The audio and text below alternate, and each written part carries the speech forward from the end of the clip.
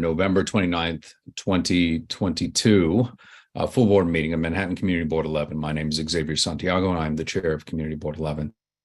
This meeting is officially called to order at 6:35 p.m. Tonight, we're joined by District Manager Angel Miskane, Assistant District Manager Khalid Nixon.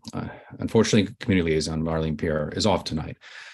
For those who have not watched the World Cup, please turn off your sound for just a moment for spoiler alerts. So going to give you a few moments so you can just close your ears. But we're okay, good. We're going to the round of 16. So we beat Iran. So a little hand clap. They played great. Pulisic took an injury to the abdomen, but he scored the winning goal. So I just want to say a big shout out. It's every 4 years, as I tell people, that you kind of lose me for this duration, but I'm still here. So anyway, all right, we can turn your speakers back on. Anyway, in order to conduct an efficient meeting tonight, let's observe a few ground rules. 1, no one may speak until granted the floor. 2, CB11 members, if you have a question about board business or wish to make a motion, please raise your hand through Zoom. If you click the participants icon, the participants panel should appear and you should find the raise hand function there. If you still have technical difficulty, you may click the chat icon and relay your difficulty to the staff. Members, please, you should not engage in a back and forth discussion. The chair will recognize the next person to speak. 3, the chat function should not be used for CB11 business or questions about agenda topics. All such remarks should be made on the record by raising your hand through Zoom. Chat should only be used to alert us to any technical difficulties you're having or to state in writing information like an email address or phone number that was already stated aloud on the record during the meeting. 4, when a member is given the when a member is given the floor to speak, I will identify you and you can unmute yourself so that you may speak at that time. 5, please keep your questions and comments succinct and germane to the discussion. 6, members of the public can register to speak in the public session by completing the pre-registration form and providing your name, affiliation, and what topic you wish to speak about. A link to the registration form has been shared in the chat. Registration for the public session needs to be completed by 7:15 p.m. We will now move on with the agenda.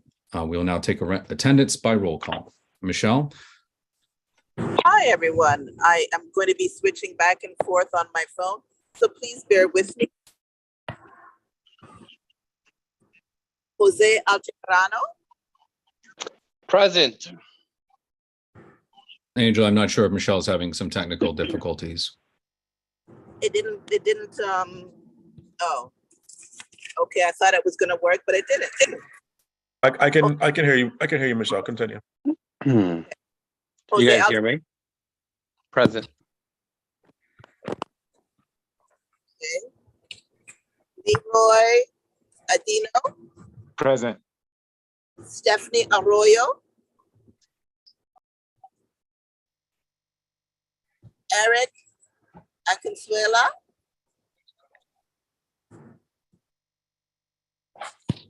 Okay. April Autry.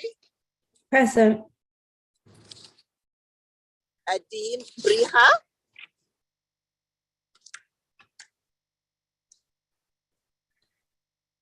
Jahid Chaudhry.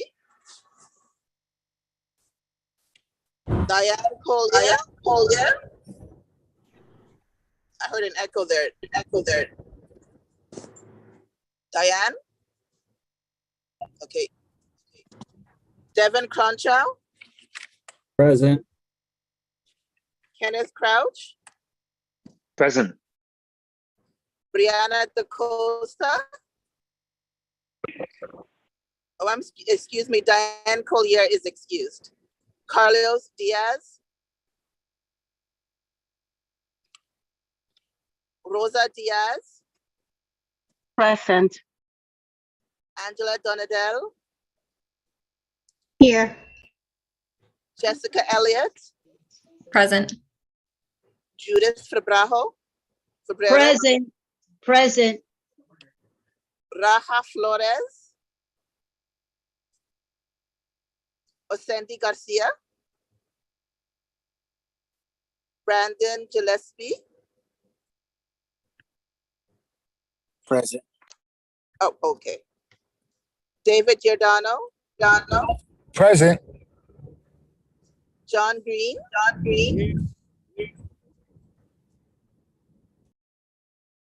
Wanda Hopkins, Present. James Horton, Alonzo Johnson, Jewel Jones, Present. Marissa Mack, Giselle Malave, Present. Malik McCullough, Present. Jennifer Mayer, Present. Jessica Morris, Nilsa Rama, Present. Beverly Pabon, Present. Arturo Perez is excused, Claudia Perez, Here. Roberta Perez, Shavnasia Robinson Teague, Natasha Rodriguez is excused, Eugene Rodriguez, Yeah. Dawn Sanders, Here. Xavier Santiago, Here. Isaac Scott, Here. Russell Schuler, Vincent Torres, Anne Marie Vasquez, Here, present. Jason Villanueva,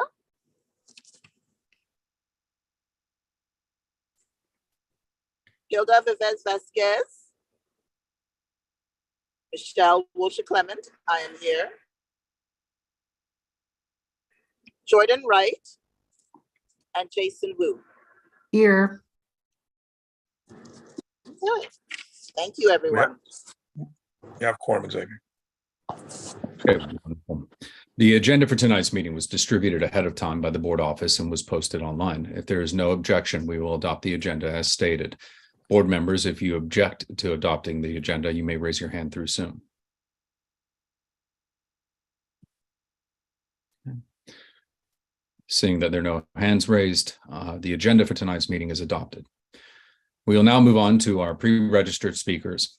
I'd like to remind you that there are a few ground rules for those wishing to speak. One, you must sign up to give testimony, providing your name and affiliation. Two, you will be allowed 3 minutes to speak. Please state your phone and email up front. 2 minutes to speak and reserve a minute for questions. Three, that you should address your testimony to the board, not the public. Four, you should speak clearly and into the microphone. Five, you should be prepared to respond to board members who may ask questions in order to clarify facts and opinions presented in your comments. Board members, a quick reminder, you should only ask clarifying questions. Commentary will not be entertained. Angel, has anyone signed up to speak in the public session? Yes, so far we have 3 registered speakers.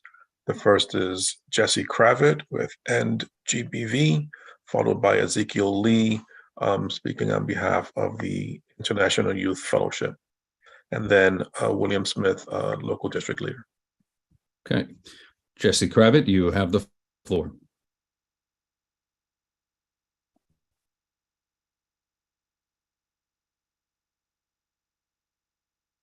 Okay. Is he? I do not see him logged in. Do you have him there, Angel?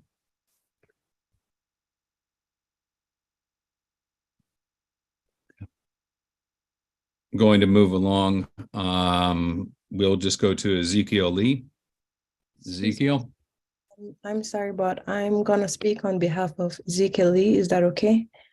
He was not able to attend tonight, but I'm the Mind Education Specialist of the International Youth Fellowship. Okay, great. Well, welcome to Community Board 11. You have 3 minutes. If you just state your name, your phone number, and email up front, and we'll start the time. Okay, I'm Daniela Campbell. Yeah, you can see my name. Spelling has a H there, and also my email address. Right, it's Daniela.dillon@gmail.com. May I proceed? Yes, you may. So I'm Daniela from the International Youth Fellowship. International Youth Fellowship has been founded from 1995. We specialize in changing lives of youth, and we're in over 90 different countries across the world. From about 2000, we've been able to delve into mind education, because as our founders worked with a lot of youths across the world, we found that there's a lot of problem first starting from the heart and mind, and that is what causes the outcome of certain actions, right? And based on that, I guess general study and review and observation, then we're able this year to start a book. We wrote a book and a textbook for schools across America in explaining what is mind education, why is mind education important, and also going over certain topics to help each person understand the mind that each person lives with, I guess. So firstly, mind education, I guess from our perspective is, I normally use one word to explain it. Mind education is like a blueprint. Blueprint for any building shows you every aspect of that building, the basement, the kitchen, the bathroom, so on and so forth. And it's the basis of which the building is made. Of course, working on a building itself or reconstructing different angles of different parts of a building may be very hard, as you have to, break it down and rebuild and so on. But starting first from the blueprint by just erasing the lines and going over, then it makes it very easy to modify that building. So with the same regards to the mind, first trying to solve the actions that youths or different correctional persons in different correctional facilities, first by starting by modifying their actions may be very hard. But if you understand the mindset, if you understand, the background. Excuse me, that's time. Okay, no problem. All right, thank you. We're working to get the timer back up. So thank you, Daniela, for your understanding. Are there any board member questions? Please raise your hand through Zoom. I see Angela. Yep, and then Michelle Wiltshire Clement. Angela? So first off, I have no idea what this presentation was supposed to be about. The mind, I didn't hear. Something missing. Mind, I'm not loud enough. Mind education. So could you just tell me what that means? So you guys want to look at how the brain is structured to determine how to change the attitudes of children or youth? Like, what is the purpose? The International Youth Fellowship, what are you doing? I have no idea. Okay, no problem. So basically, as I was trying to bring across, mind education is the study of the world of heart.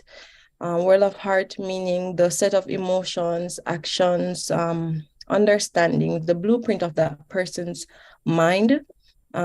Working from there, through that route, then we're able to change the actions, the thoughts, the hurts of the youths across the world. Not only youths, but also mind education is a training offered to leaders across the world. Recently too, we've been signed a contract with Israel for educating their different ministers of education and so on. And so from there, mind education focus is to change the world of the minds of the hearts of the youth through understanding the world of their heart first. Okay. Thank you. So what I'm going to ask is, can you please put the information on the website where we can get more information in the chat so that we could actually look it up and see what it is that you're discussing? Okay, no problem. I'll drop that link right now. Thank you. Thank you. I think it'll be fruitful to have that information, and then you can engage with our Youth and Education Committee Chair, David Giordano, maybe come present there. Beverly, you had a quick question? Yes, actually, Ms. Clemens already asked a question. I just want to try to put the information into the chat. Thank you.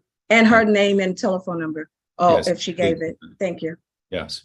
Thank you very much. Eugene, you get the final question? Thank you, Chairman. I just want to know, does she have a request of the community board? Sorry, what was your question? If I have a request? Do you want the community board to take some action? What is it that you're asking for the community board? The purpose of Ezekiel Lee, he approached the community board because he wanted to join in hands in some way, to see how it is that throughout Harlem or throughout Manhattan, we can go further in, well, we can work together to see how we can impact our community more. Okay. Yeah, basically that's it. Okay, great. Thank you, Eugene. I think it'll be helpful for you to have a conversation with our Youth and Education Chair.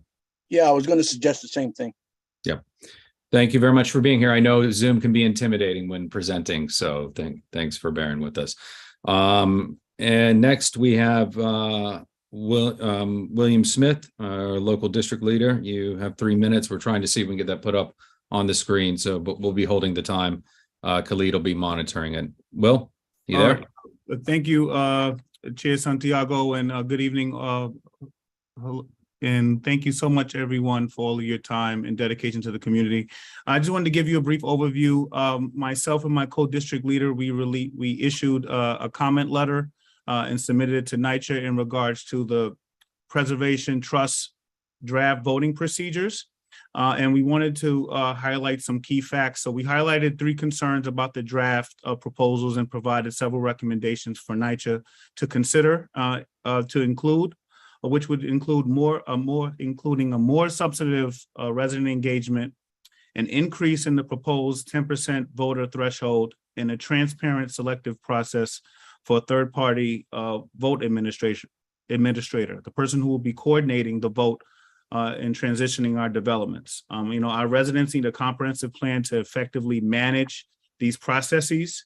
There must be an institutional shift in the strategic focus of our community. And obviously, as the district leader and as a lot of us have talked privately about a commitment to enriching the experience for our community, we want to make sure we better empower them with the tools, the information and trainings they will need as our public housing family transitions from either Section 9 to project-based Section 8, or decides and votes to remain in their current program, which would be Section 9. So we want the community to know that we are observing this issue.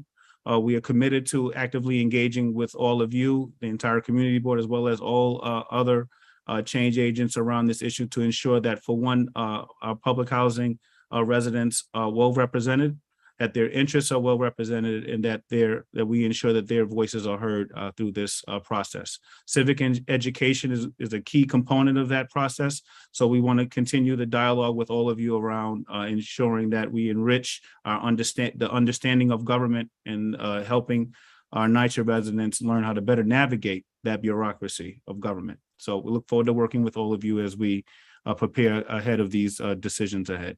Thank you. Thank you very much for the remarks. Are there any questions from our board members? Please raise your hand. Angela, and then Beverly. Thank you, Mr. Smith. This was an excellent presentation. I like the information you put. So I have a question. You talked about NYCHA residents. So in the voting process, it is only NYCHA residents that can vote for this, or is this something that we all get to vote for? And we have to have a better understanding of what is going on in the NYCHA development. Well, Ms. Donadell, thank you so much for the request for that clarification. So it would be residents of record in that particular property. Okay, thank you. Yeah, and I'll make sure to distribute our official letter and a copy of the statement to Angel and Xavier at the conclusion of the meeting. Thank you. Thank you. Beverly. Yes, thank you for the presentation. Angela did ask the question, what are part of my question? My other question was, is there still a timeline on all of this work that needs to be done? And are the residents and the community board in general are aware of any timelines or deadlines that's up and coming? Well, thank you for that. So I will be honest with you. I'm not aware. I believe this was just in the draft comment period. So I don't think the final procedures have been released. I will request some clarification from NYCHA on that and get that back to you. I'll make sure to write your information down. But it's something that we need to make sure we get updated. But to answer your question, I think that it's very important, regardless, that we work actively and move with a sense of urgency to better empower them, because aside from them having a voice in voting in their developments, we also want to make sure we increase voter turnout overall, regardless of party affiliation. We need stronger engagement. So this is an opportunity for us to obviously energize that engagement and also build on it. So I look forward to working with all of you as we work to build that energy around that effort. Great. Thank you. Great question, Bev. Thank you, District Leader William Smith. Appreciate you being in the space, and we'll see you out there in the neighborhood. Going back to Jesse Kravitz. Last call for Jesse Kravitz. Okay, I don't see him here. So we are now going to move on to the next section of our meeting, the elected officials report. Xavier, we have one more public speaker. Oh, we do. Thank you very much. Sure. Pilar de Jesus with East Harlem Preservation.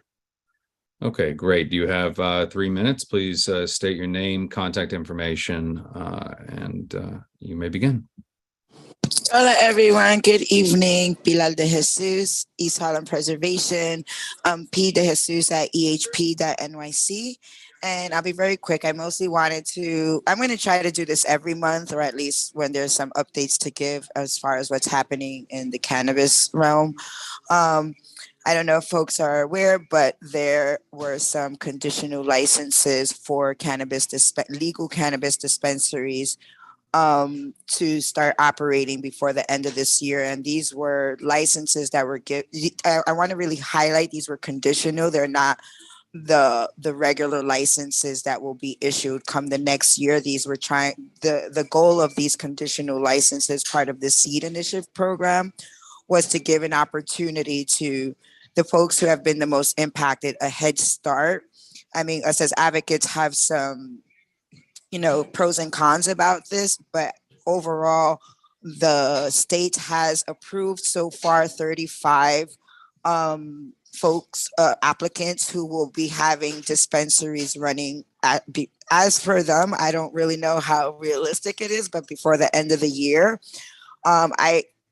don't quote me on this, but I think the 35 that were approved, I think only 2 were approved in New York. But again, don't quote me on that. I don't personally know where the locations are. I think one is in Harlem. I'm not sure if it's in this district. I could also follow up and send that information to the chair and to others in this group. But just so you know that, and maybe you've heard in the news, there's been some enforcement. That is still a big discussion. And just because I know I don't have much time, I am working with the Cannabis Workforce Initiative to bring some educational series to the community, especially to folks in NYCHA properties. Like, that's a lot of our goals, is to have some of these educational events where they have an amazing training. They also can do certification for folks. It's a great training so far from what I've learned. And they're very big in supporting community organizing, and really getting this education, especially to teach people not only about dispensaries, but what it's like to have a business in the industry, and what type of skill sets you're going to need. Lots of things. And I probably will be bringing them back with me in January, so that you could get familiar with the Cannabis Workforce Initiative that is being funded by the state. But I'll stop there if there are any other questions, just because of interest of time. But just wanted to provide that update. And also, the regulations that are going to be like the law of the land for all licenses, they're going to be available for public comment starting December 7th. And I think it would be really good. And I will be open to even sitting with board members and bringing CUNY law attorneys to help understand what some of the regulations have been proposed so that we could just talk about maybe submitting comments as a board. And I'll stop. Okay, thank you very much. We can entertain 2 questions here, Beverly and then Stephanie. Yes, thank you, Paula. I went to one of your things that you had in 111th Street for the cannabis, and it was really great and informational. My question to you is regarding the percentage of people that is impact that they given license to. Is there a set number in the legislation that would always stay there for that you would have a certain amount of number of people who the cannabis went to jail for, whatever, like that, that it stays a set number of people that get these licenses? Because I noticed that sometimes, even though they're given people whose impact the most heads up to get these licenses, when as a people and certain businesses and stuff, and businesses in general don't have the education and stuff that the other people who's coming into this business information or know-how. So it would be kind of great if there's always a set number, because there's been so many of our people that has been impacted by the laws against cannabis back in the past, so it would like, just so we can catch up. It's hard for us to catch up if they just give us a short period of time to be the first in there. But if we don't have that information and know-how to start these type of businesses or to read the fine prints and stuff like that, it would be, I think, prudent for us to have a certain amount of numbers that's given out during the year. So Beverly, could you shorten your question? Because I think I got lost in that. So what's your specific question? If there's going to be a set number of licenses to people whose impact. Okay. To that. And impacted by the war on drugs is what. Right, on the war on drugs. Yes. Okay. Pilar? So for these conditional licenses that came out of the SEED initiative program that they were giving folks a head start, quote unquote. And the reason why I say that there were some problems with that, because it was justice impacted, and it means there were some specifics to what that meant. But a part of the justice impact was that you had to be a business owner. And a lot of people are like, I didn't have a business. But for that initiative, that SEED initiative, they were only allowing 200 applications.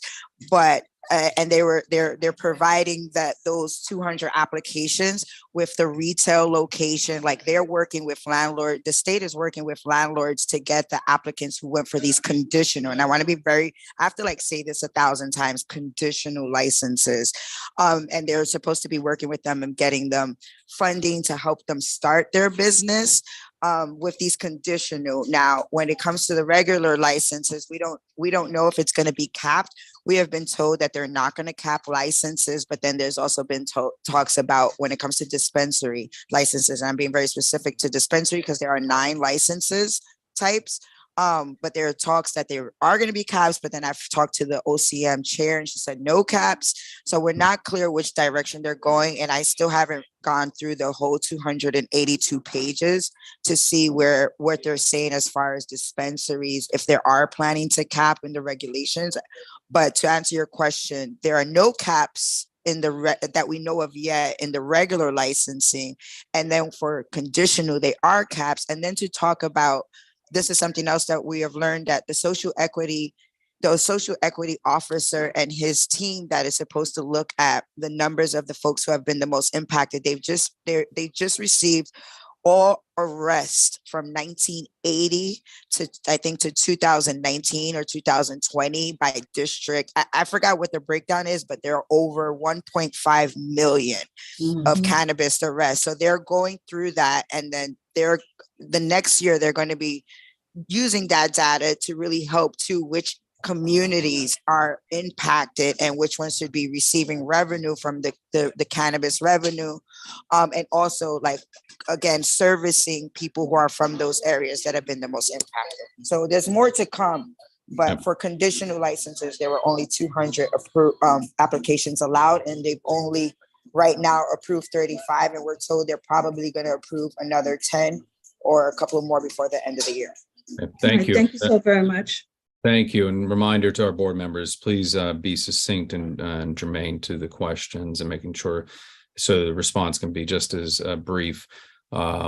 Stephanie, your question, please. Yeah, so really quick question, more like a comment. Pilar, I know you're coordinating and you're working with the Bronx Foundation, having an event in the Bronx, and just wondering if you can share like a link or something so people can know about it. From my understanding, they're recreating a dispensary, how it should look, and Pilar, hopefully, if she gets space adequately for it, she's gonna be providing the training. So you can maybe on our little thing, if you can like send out the flyer, or we could share that. It's gonna be this weekend, if I'm not mistaken. And it's gonna be 3 days, if I'm not mistaken, right? Friday, Saturday, and Sunday. But Pilar will be presenting on Saturday. So I think that's something we should share with the community, and people should go so they can kind of get an idea of what a dispensary should look like. Well, thank you. Yeah, so we're working with Bronx Foundation, and we may have to cancel the community event due to the restrictions of space. The training that we wanted to do, I just came from the location. But overall, it is happening that's still moving forward is that you would have access to a dispensary showroom. So anyone here, I also should invite, the board to be part of the press conference on Friday the 9th. But the idea is to show the community what a legal dispensary looks like and how it operates from the front to back. And it's like a 40-minute tour, and they're going to go over what it is to like operate a dispensary. And it was our duty, when I say a couple of organizers, to organize a community training on this Saturday. But right now we're having problems with the location. So we may have to move at least the training to hostels while the showroom will remain at because the event is happening at the historical post office at 558 Grand Concourse. But the idea is so that folks will know what a legal dispensary looks like and how it's supposed to operate. And it's open to the public from December 9th to the 11th. And we're personally working on a training program for the 10th. But I also plan to bring the same program to East Harlem. Thank you. That's a great question and recommendations, stuff. Thank you, Pilar. I'm going to have to move the meeting along, and always you're welcome to come back to executive committee where so many committees overlap as we're trying to figure out this process and get advisement from the state. So we welcome you to come back and give an update and collaboration. Okay. Wonderful. Good seeing you. All right. I believe that concludes now, Angel, our pre-registered public speakers, correct? That's correct. Wonderful. We're going to move the agenda along, and we have our elected official reports. We are going to have 2 moments where we're going to go out of order on the agenda. We're going to, before I read in the rules and everything, we will have our borough president go first because I believe he's going to be bouncing around this evening, and we will have a special presentation from District Attorney Alvin Bragg at approximately 8:15 p.m. and we will pause the business session as is needed, although we only have a few items to get through. So that may be some incentivization. So first, elected official reports. We will now hear from our elected officials or their representatives who are in attendance. If you've not already signed up to speak, we ask that the elected officials or their representatives please alert our staff in the chat if they wish to give a report. We ask the event and service literature be sent to our office so that we may post it and share it as is appropriate. Please keep your report to 3 minutes and to be mindful not to repeat what others have already mentioned. And since we don't have the clock on the screen where you can see it, I'm going to ask Khalid if he would be so kind at the 1 minute up to just announce 1 minute remaining. That would be great and very helpful as we work through our technical difficulties. Okay, and so we're going to go to our borough president who is in the virtual house. Borough President Mark Levine. Thank you so much, Mr. Chair. It's wonderful to see you all, CB11. I see my friend and colleague, Deputy Speaker Ayala is here, and I don't want to keep her waiting, so I'll try and be brief. I was excited to hear your discussion on the emerging industry of cannabis. I'm excited about what this can mean for our community, for Uptown, for CB11, for New York City, for formerly justice-involved New Yorkers and more. I am concerned at the number of unlicensed vendors, which have been increasingly visible in storefronts around the neighborhood and the city that could pose an unfair challenge to people who are going through the licensing process. And we've been in discussion with the mayor's office about this, and the sheriff's office is working on inspecting and enforcing the laws around this. We think that it's important that people who go through the process to get a license don't face that kind of unfair competition. So more to come on that. Appreciate the way this board has been very, very involved in this. Thanks to all of you who attended one of our trainings in the last couple of weeks. We had over 600 folks from community board members from CB11 and around the borough attend our online trainings. We had an expanded menu this year. We were really excited about the turnout and the reaction. If you missed it, don't fear. We're going to be running another round in the spring, or I think in around March. We're also working to get videos of the trainings we offered in recent weeks online, available to you and the public. So stay tuned for that. We hope to have much more to update you. A few policies we've been working on, I want to mention. CB11 is a waterfront community and often left out of the conversation of neighborhoods that are vulnerable to extreme weather in this era of climate change. And 1 minute notice. And I want to tell you about a policy we have proposed to create a new city agency for waterfront protection that would streamline the process for resiliency infrastructure along waterfronts, including in East Harlem, which is, as you know, vulnerable to storm surges. We are working on legislation in the council on this. Would really love CB11 to weigh in. We want to protect this community from the extreme weather that is already here. I'm thrilled that we passed a bill to deal with the severe shortage of public bathrooms in New York City. This is true in East Harlem and CB11 and beyond. This is a problem for all of us. We've all been caught out there. This bill would require the city to find one location in every zip code to create a new public bathroom. So equity is built in. No neighborhood's going to be left out. No zip code will be left out, because this is affecting every community. I would love CB11's input on this. If you have thought about good locations and good methods for creating new public bathroom infrastructure inside in the board, let us know. We would like to give those suggestions to the city. We want the communities involved in this. I know my time is almost up. We have been working for months now on our Million More Trees initiative in conjunction with all 4 of my fellow borough presidents.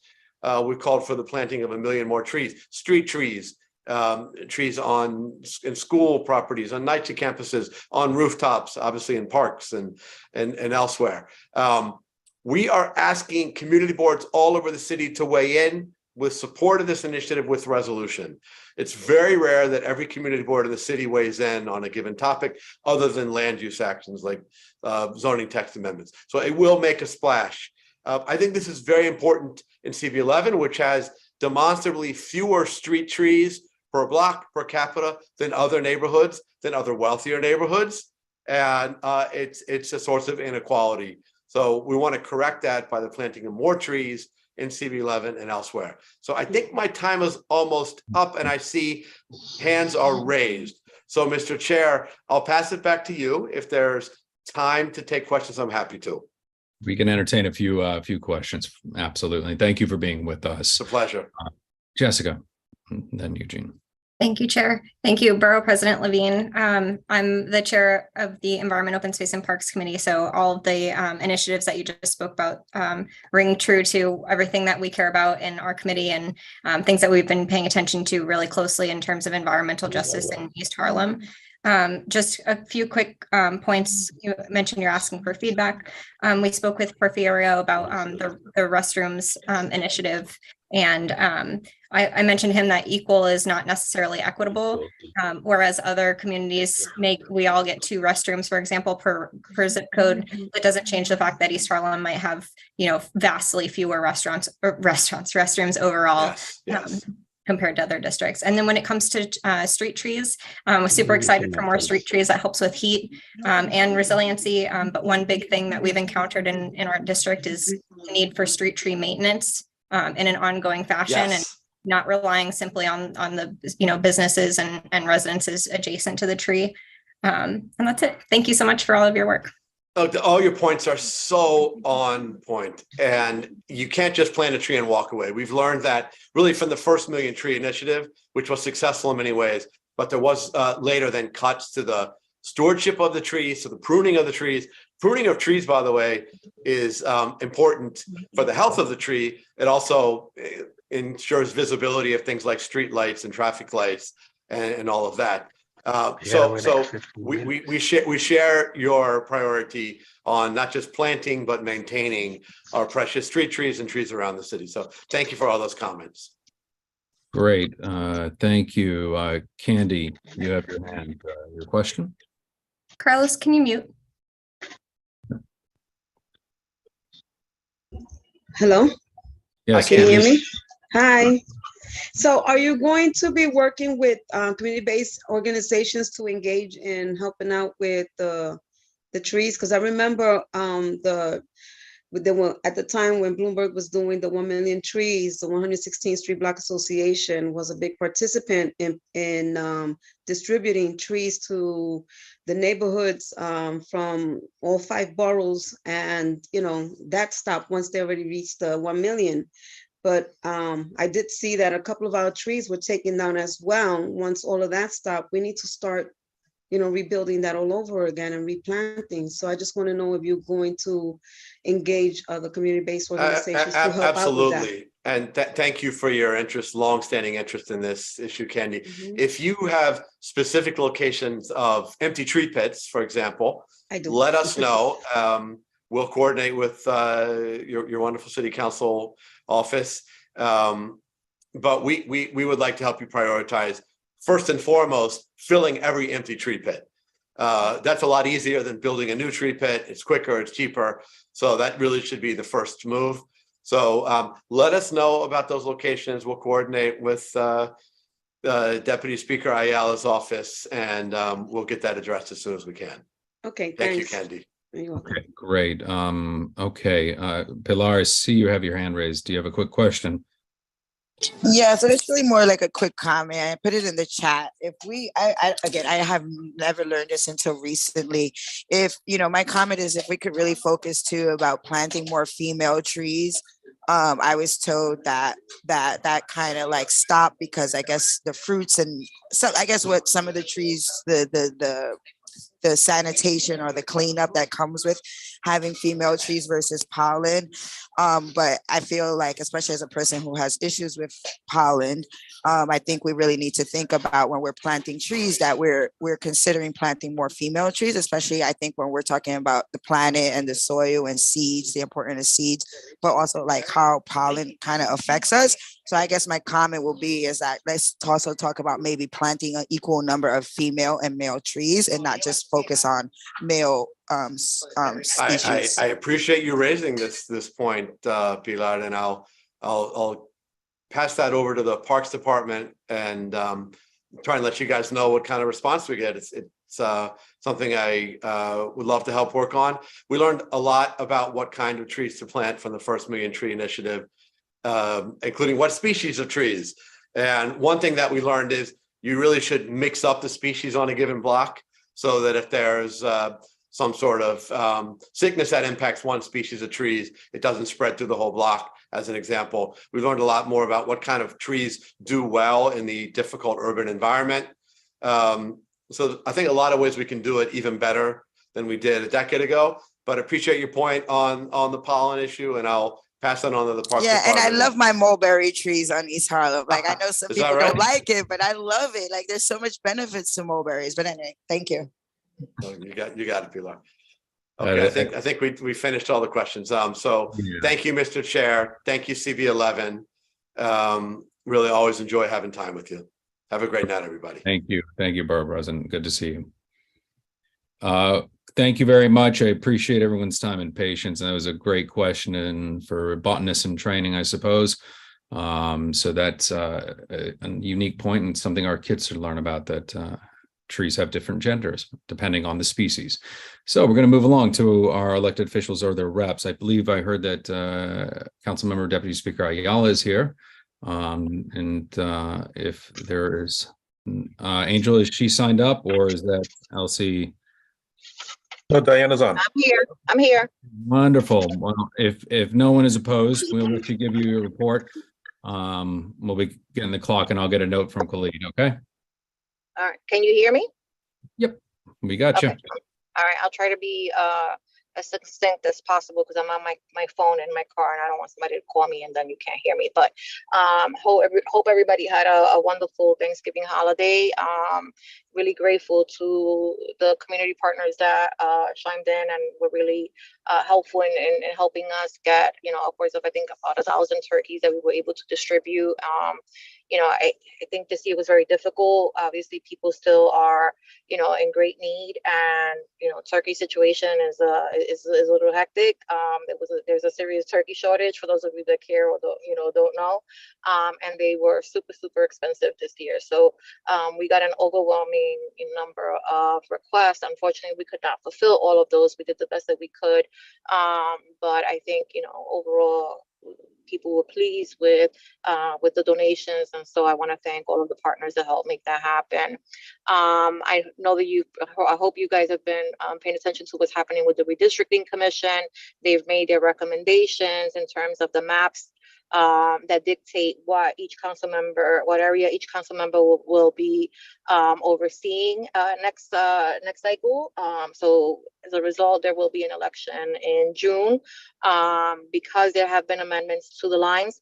Usually what happens is that after the commission submits their final version, then it comes to the city council, and the city council can weigh in on whether or not we're okay with the lines or we want to make further changes. We can, in theory, make recommendations and send it back to the commission, but then the commission will put out what would be the final, and the council has absolutely no say. Based on the recommendations now, we're fine with the lines as are. I think there were maybe 2 or 3 councilmatic districts that were changed quite drastically. That didn't happen here. We probably lost a little bit of the tip of the High Bridge part of the Bronx, and we gained some of the southern part of East Harlem. So we're now in the high 90s, where before we were, in 99th Street. But for the most part, our districts are going to remain the same. I know that we've been talking about the HERC situation at Randall's Island and the asylum seekers and what impact that's had on the city. To date, we have close to 20,000 people, asylum seekers, that have come to the United States looking for asylum, who were sent from Texas to New York City.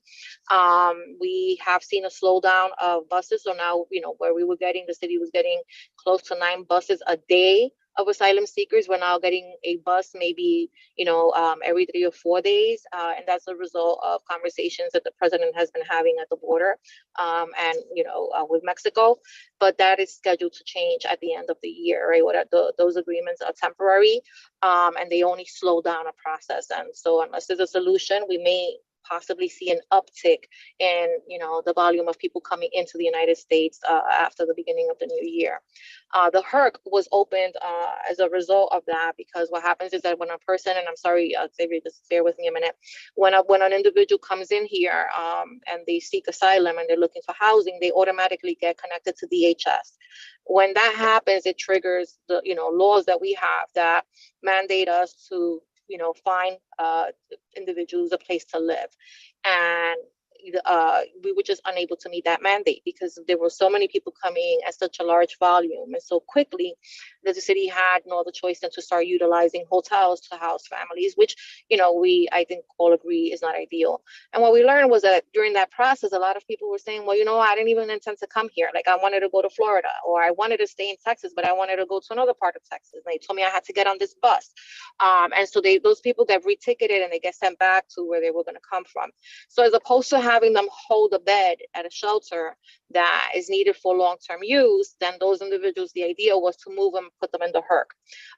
We had some objection as to where they were placed in the HERCs.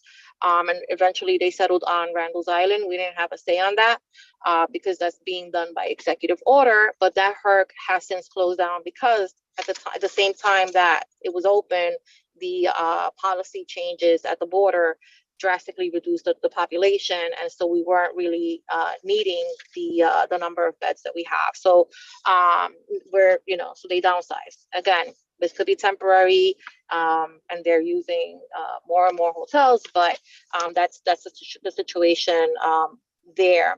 I really wanted to highlight something that may be impacting a lot of community members. HRA as an agency has a serious backlog of cases, recertification cases and new applications. So the recertification cases are not being processed, while at the same time the number of new applicants is significantly increasing.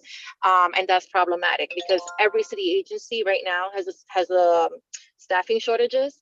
And so they're not able to comply, with their requirement to fulfill those applications and get people their food stamps and cash assistance benefits.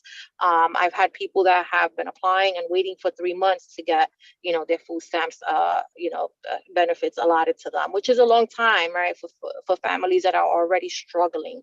So we have been working with the Department of Social Services and have asked on their behalf. I've personally spoken to the governor's office and spoken to the federal government, supporting their request to push forward recertifications upwards of a year to allow the agency an opportunity to catch up and to concentrate on new applications. And that way there's no interruption of service. And, I think this is really important to us because a lot of families that I represent in this district, both in East Harlem and the South Bronx, unfortunately, right, are in need of some level of assistance, be it food stamps, be it Medicaid, be it cash assistance, but most importantly also, rental assistance. We have families that, need to pay back rent because they weren't working during the pandemic that are still in limbo, and those requests are also not being honored at the moment. So they will be.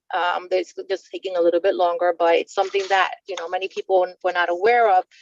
So we will be holding a hearing on that on the 15th of the month. And then finally, there was a little bit more of a controversial issue with the syringe litter. So we've been going back and forth as an office and working with members of obviously leadership at the community board regarding the opioid crisis. I just want to really reiterate that the opioid crisis is not specific to East Harlem. It's something that unfortunately is a national crisis.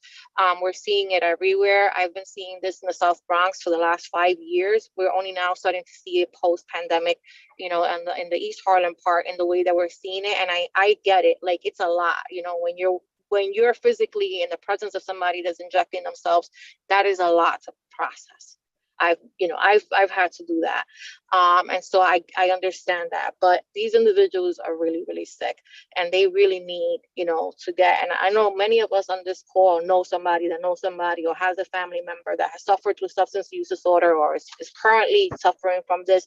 And we get it. It's a complicated process, but in the midst of all of this, the city has absolutely no plan to address this. So we introduced 2 bills. One bill will force the city to create a plan that's based around that community in regards to the opioid crisis, right? So that would then trigger multiple agencies to kind of come in and do what they have to do to make sure people are getting services, but to also make sure that we're addressing the unintended consequences of drug use, right, into the streets that now you as public citizens are witnessing. One of the second bill, which is the one that we already passed, we just voted on it last week, is the syringe buyback program. And you may think, yeah, Diana lost her mind. And I have lost my mind a little bit because I'm sick and tired of picking up syringe litter myself out on the street. Like, I literally have, containers in my office, and people have seen me. They know I pick them up because I rather pick it up in the moment than have to wait, 2 and 3 hours for somebody to come. I have funded, some of our nonprofit organizations to go out there and pick up needles. I'm so thankful for them because it would be worse without them. We also created a program thanks to our advocacy with sanitation to help pick up needles. So those programs already exist, and we still are not able to control, to take back control, right, over the number of syringes that are improperly disposed of on our streets and our public playgrounds. Right now, some of our schools are suffering, from this. They can't even let the kids out because there are needles everywhere. And so to address that, we proposed a bill that would create a pilot on 5 communities where there's the highest need, where we would, in essence, incentivize the return of the dirty needle for 20 cents a needle. And it's a pilot. I know that it sounds, unconventional. I get that. It's not lost on me.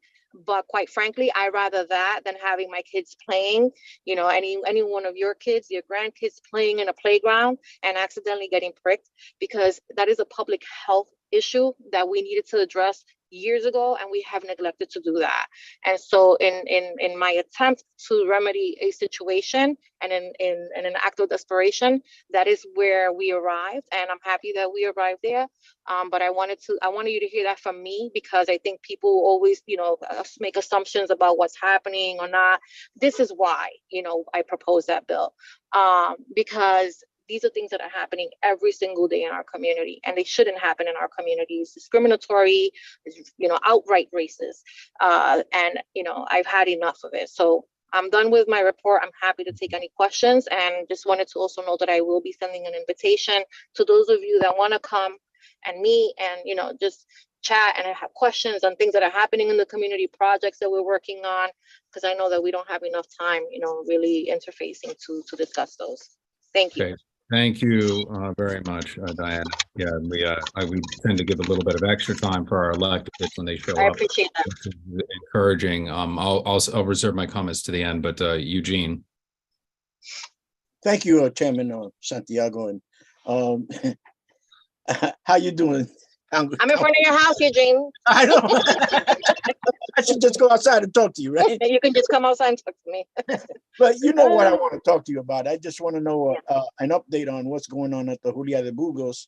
And maybe we should be talking with the city about putting theater programs in the theater at the Museo del Barrio, as well as the Julia de Burgos. So I did speak. I have spoken to both the city and to the commissioner of cultural affairs about the theater aspect of this. In terms of the Julia, there's not a lot of change, unfortunately. There's a lot going on there. The theater has to be renovated. It hasn't, that work hasn't started yet. We also have the issue with schools. We have 2 schools in that building. It's a very small building. Well, 1 school in that building, the Heritage High School. Those kids are like, sardines in that building. So we're trying to get them out. We've been proposing different alternative sites to build schools on. We had a commitment that you guys voted on, Community Board 11 voted on, to build on 96th Street and 2nd Avenue, between 1st Avenue, and then I think there's a school on 2nd Avenue. It doesn't look like that's gonna happen. So that means that while we work all of that out, the kids are still in the building. We can't really do much with the building. So I'm trying to see if we can get them out. The plan is to eventually have the theater up and running, have it, soundproof so that we can enjoy it year round, and, we're not interfering with any activities that may be happening on the 1st floor community center, and then maybe convert the top into some sort of cultural hub or, worker cooperative for artists that, kind of mimics what's happening at PS 109, with the exception that people would not live there. And so that's kind of where we are. But we've also funded through the Hispanic Federation. We've given them resources to work with local artists, and I think that they're going to be doing some sort of lottery or whatever, where they would select up to 10 groups that could provide programming at a very reduced, if not free of charge, rate at the Julia de Burgos this year. So stay tuned for that. We'll make sure to announce it. Councilwoman Ayala, you do know that they've been soundproofing the floor at the Julia for the last 10 years. Yeah, they have the money. The money's there. Unfortunately, some of the money, is a capital project, and the funding that was provided was for capital, and then they identified that not all of it was eligible. So that means that we have to put in the difference with expense funds. But because the school hasn't left and, COVID happened and, everything it has not been a priority for the city. We've had a change in leadership in the administration, but we are on top of it. And hopefully by next month, I should have some information for you about turnover there and in regards to the upgrades to the theater. Yeah, one final point. I hate to be a pain, but I've put on shows in the theater that that without soundproofing, and the theater is usable now. Yeah, it is. Reason why we can't use it, 24/7. No, we're gonna use it. We're gonna use it. But it's still scheduled to be renovated. All right. Yep. Thank you, Eugene. And again, having been in the space recently, I did raise that advocacy point. So thank you. I've got time for one more. I'll give two if they're very quick questions because I've got to move the agenda along. So Pilar, you have a quick question, and then Dr. Sharon Gonzalez. Hola, Diana. Thank you for your updates. I really do, I like to hear this program that you were mentioning with the Save the Needles. And I guess my most comment is maybe, I'd be willing to work with your office. And I think it's a great solution possibly for it's not really addressing the root of the problem. And I think that we really need to talk to why people are even using drugs, right? And I think I put in the chat about us even looking into auditing what happened to the $1 billion, because a lot of what we're seeing with drug use and mental health is obviously there's a lot of that due to the what happened during COVID, but our people have been living in the street, dealing with a lot of barriers, especially our Black and brown people. And so this is that effect. And I feel if we could, I think this is a good solution to address, what we're seeing, but we really need to address the cause. And I really want to stress, as a council member, and I stress this to the state legislators, we have a really serious housing issue. The courts are not listening to us about slowing down. Landlords are using loopholes. We need to, really figure out a way, because housing, in my opinion, is what is kind of the root of what you're seeing. The lack of housing or access to housing is what you're seeing. So Pilar, I think sorry to interrupt, Pilar. Do you have a question in particular, or is that? No, it's just mostly comment. What are we doing to get money back from even organizations like Thrive New York City to help us really find solutions? Okay, thank you. That's a helpful question. Thank you, Pilar. I think so. The Attorney General sued some pharmaceuticals, and we were able to get some money from that in the city. The mayor's office is handling where that money will be going, but we will be having a hearing, and I believe that Councilmember Linda Lee, who's the chair of mental health, put in a bill that would force them to break down how we're using those dollars. Unfortunately, what happens is that for us, we don't really ever get to see that the impact of those dollars, because the money is going directly into programs and services that are providing harm reduction work, which in all fairness, a lot of them. But we're also creating, I think, industries. And this is just my 2 cents. We're not necessarily that a lot of that work you're not seeing it out on the street. So people are still complaining, rightly so, because the people are publicly injecting right in front of La Marqueta, in front of the kids at school, right on 116th Street, on 25th Street. So hopefully we'll get a little bit more clarity about how they're prioritizing that.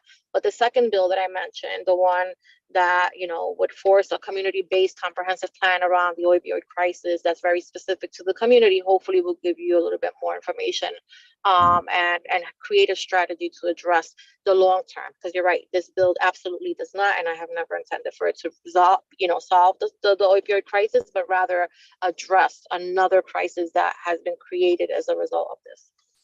Thank you. Thank you. I'm going to have to move things along. So please, I need very specific questions so we can keep things going, because we have a full agenda ahead as well as another presentation. Dr. Sharon Gonzalez, your question? I just had a question about simple. Is there a way to prevent any additional substance abuse programs from opening in Harlem? Because you have some areas that are substance abuse deserts. So part of the problem is we have over 20% of those in Harlem. So we have an oversaturation of people coming. So is there anything that we could do to stop any more from coming? I mean, we haven't, I don't, that I know of, we haven't added any additional programs. As you know, the state OASIS handles that. But I do know of, there have been attempts to relocate some from like the west side of Harlem, you know, to the east side because they've been outpriced. And, you know, they needed a new home. We've been very successful both, you know, at the local level and through the community board to stop that, so that we're not adding. But you're right, we're oversaturated. The issue is that we've been oversaturated for many years, and that's not an excuse. But because of that, because we have been, it's very, and those groups have long-term leases. There's no way to terminate the lease unless they're doing something they're not supposed to. And unfortunately, it's very, if they close and they try to, you know, relocate and move somewhere else, it's very unlikely that anybody's going to let them do that, right? So they're not moving. We've asked, we have, you know, attempted to use, you know, our platforms to, you know, really highlight the you know, the harm that oversaturation, you know, can cause, even for the individuals that we're trying to help. You know, it becomes problematic, right? So we want to be sensitive to the issue, but we want to be real. Like this is, it's too much. But, you know, just to answer your question, we have not, you know, added more programs, even though, you know, it may look like that you know, what some of the programs are doing is opening, like, you know, housing and, you know, people that use substance use, you know, some sort of substance, and that's why it looks like it's more. Yeah, but it's a problem. Thank you. Thank you. Marissa, Giselle, do you have two quick questions so we can move along, please? Thank you. Yes, and I do, Xavier, I always totally respectfully, I think this is a, you know, I know we don't want to parade this topic, but like, I think a lot of people have hands just because they, you know, just want to comment. Absolutely. I hear you. Go ahead. Yes, thank you. And Diana, hi, thank you. And nice to see you again. I think this is absolutely necessary. I wanted to ask, was there ever a point of discussion where there was possibly a conversation for some of the organizations that are here to take some of their funding and as a part of what they are supposed to be doing, also bake into that some sort of needle cleanup, right? So they do that. But I mean, the only group that I know that's actively out there picking up needles is On Point, and they were quite frankly doing it before we even funded the program, right? Before we funded that part of the program, because they wanted to be helpful. So they've been at like Carver Houses, at Taft Houses on 116th Street. They do, you know, Ronald McNair Park. They do, you know, Art Park. They do PS 57. They're the only program, but it is part of their work. The problem is that the opioid crisis, you know, that we're facing is so big, right? That even with the resources that we have, we're not able to make a dent, right? We would have to be there all day picking up, you know, and it's problematic. So what I would say in addition to your proposal, and just one quick comment, and a suggestion is to maybe also see if there's a way to mandate the other organizations that are within this community to do a better job and kind of do what they're supposed to do, so that you wouldn't have to create now a new program because people aren't doing what they were intended to, right? And I mean, that's a bigger fight. I know that's like that's a bigger fight, but it's like, look, if you're here, we expect you to be here. We expect you to be good neighbors and do what you're supposed to do, not to have us now create something else to clean up. You know, we're already doing this. Like we're already, you know. I just want to clarify though. I just want to clarify, Marissa, that those programs were never intended to go out. Like, you know, this is what I mean. We don't think, right? There's like no common sense when we're planning. We created the needle exchange program because we had to. Right, because we want to make sure that we're reducing the number of HIV rates and the number of you know, people that are infected with hepatitis C. We've been very successful in that way. But the more needles we give out, right, to prevent that, the more needles we're seeing out on the street. And there was never a plan or a part of those contracts that mandated that those same organizations. So some of them are really good neighbors, right? And some places, right? Some parts of New York City, some of them are really good neighbors, and they do that, or they figure it out, and they're like, you know what, we want to be helpful. We don't want to get the blame for this. We want to go out there and we're going to clean it up. But many are not, because it's not contractually, obligated. Point has been really good about that, and because they were really good and they were under resourced and understaffed, then we created a pipeline, a funding pipeline to be able to help them with that. But it is not written in their contract, and it should be, because if you're giving it out, there should be a plan for who's to give it up. Right, because now we're looking for another way to clean up, something. Right. So, okay, but thank you. Regardless, thank you for at least shedding some light on this. It's definitely needed, and no more centers here, please. Yeah. Thank you. Yeah. Thank you, Xavier. Yeah, you're welcome. Of course. Thank you. Giselle. Evening. Thank you, Xavier. Hi, Diana. Thank you for your time. My question was, you mentioned that we lost a little bit of High Bridge. So which council member would be representing High Bridge, or do you know? Council member Althea Stevens. Okay, thank you.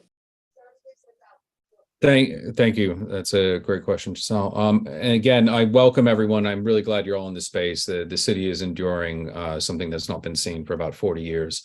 And for those that remember the 70s, 80s, and early 90s, it's tragic is the only word we can use for it. And just as a reminder to all members of the public, we welcome you. We're very glad you're here, and that this is all community board meetings are public meetings, and that the difference between a public meeting and a public hearing is a public hearing, the attendees get to speak, right? And we get that data so we can actually make decisions that are informed.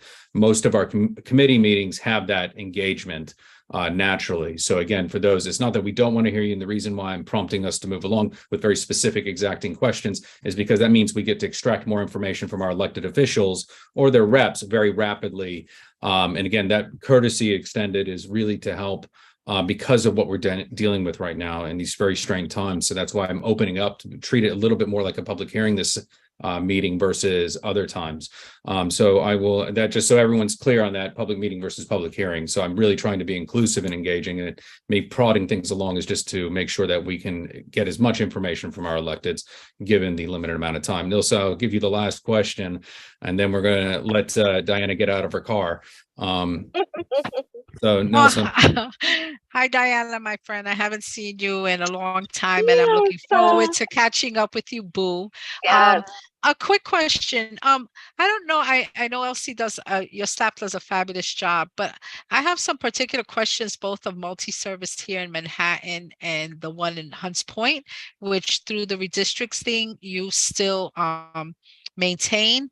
So I'm just wondering, I know with all your busyness, are there any days that you know for sure that I could probably reach out to LC just maybe for a 10-minute chat, just to find out your thoughts, especially on, the redevelopment of the MSC, and then the revitalization of the HPMSC.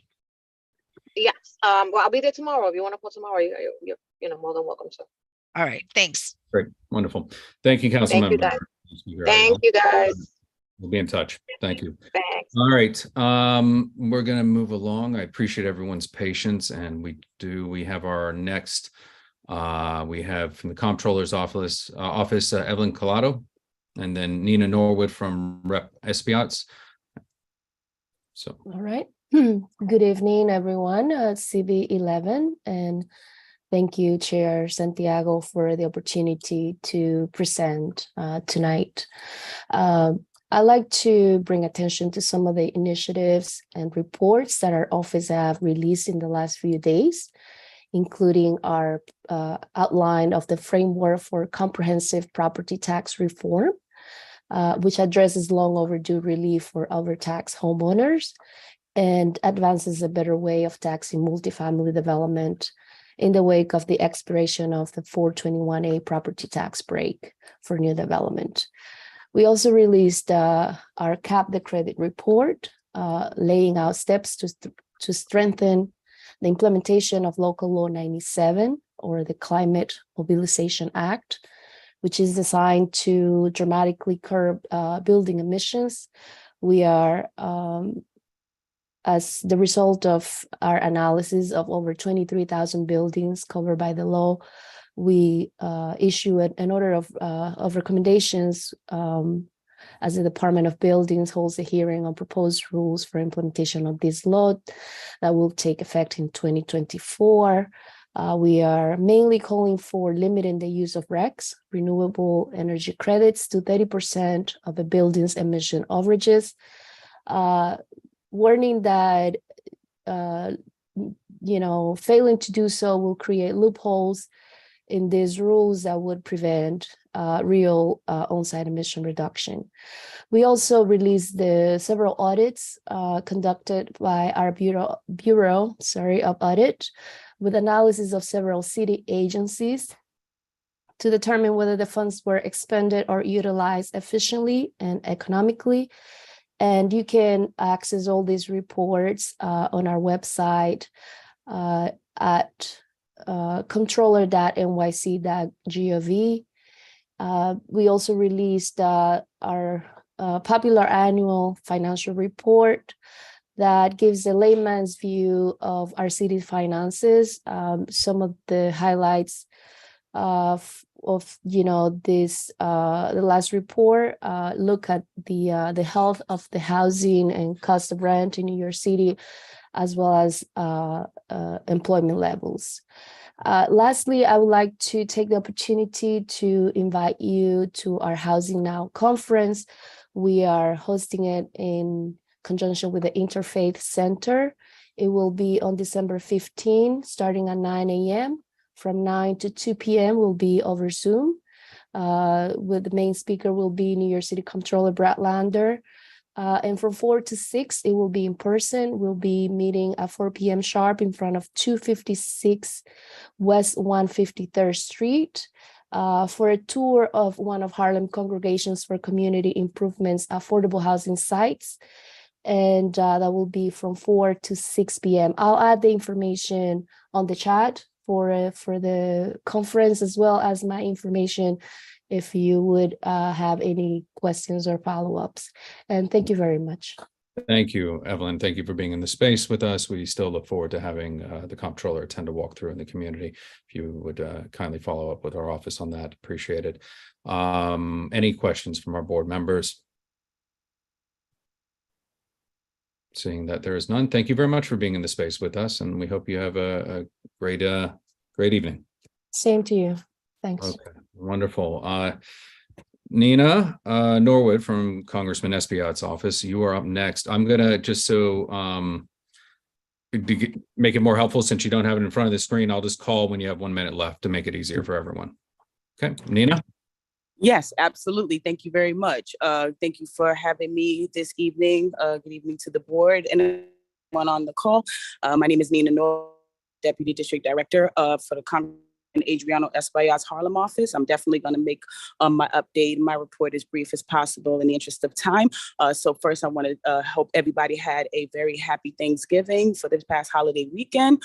So my first mention is we would like to definitely recognize the two officers from the 25th precinct who were working on Thanksgiving when a man accidentally fell on the subway tracks, and those officers did a fantastic job in risking their life to rescue that gentleman off the tracks. And we definitely want to announce, we are very proud of those officers doing all that they can to do what they do, which is preserve life for others, and all the honors that they're going to receive behind their heroic act is definitely well deserved. So we definitely want to make mention about that.